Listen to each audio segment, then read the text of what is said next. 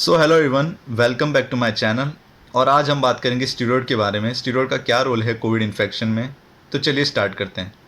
तो जैसे कि पता होगा आपको कि कोविड एक सिस्टमिक इन्फ्लेमेशन है। यहाँ पे जगह जगह इन्फ्लेमेशन बॉडी में प्रोड्यूस हो जाता है और मेनली जो ऑर्गन इफेक्ट होता है वो लंग्स होता है। लंग्स में ज़्यादा इफेक्ट होने के कारण से ब्रीदिंग डिफ़िकल्टी स्टार्ट हो जाती है और पेशेंट को जल्दी टाइम पे हॉस्पिटलाइजेशन करना पड़ता है। तो आपने सुना ही होगा कि स्टेरॉयड देना पड़ रहा है, इंजेक्शन देने पड़ रहे हैं स्टेरॉयड्स के। तो वो कैसे काम करता है उसी बारे में हम बात करेंगे।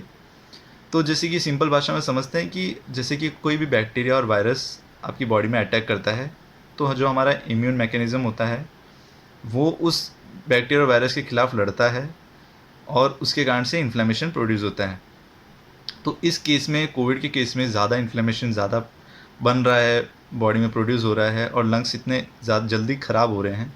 तो उसी को रोकने के लिए जो स्टेरॉयड है, वो स्टेरॉयड यानी ये एक मेडिकेशन है जो इम्यूनोसप्रेसिव मेडिकेशन है। इसका मतलब क्या है, ये हमारे जो इन्फ्लेमेशन को रोकता है और इम्यूनिटी को कम कर देता है।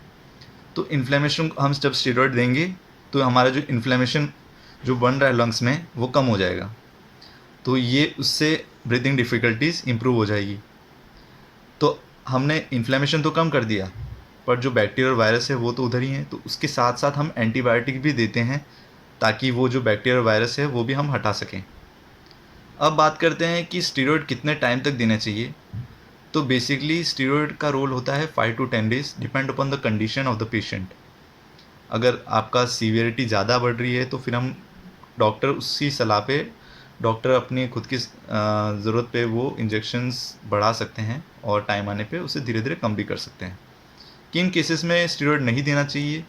तो स्टेरॉयड बेसिकली एसिम्प्टोमेटिक पेशेंट में नहीं देना चाहिए। अगर आपका फीवर <5 days है, अगर आपको माइल्ड कफ है, उन केसेस में आपको स्टेरॉयड की आवश्यकता नहीं है।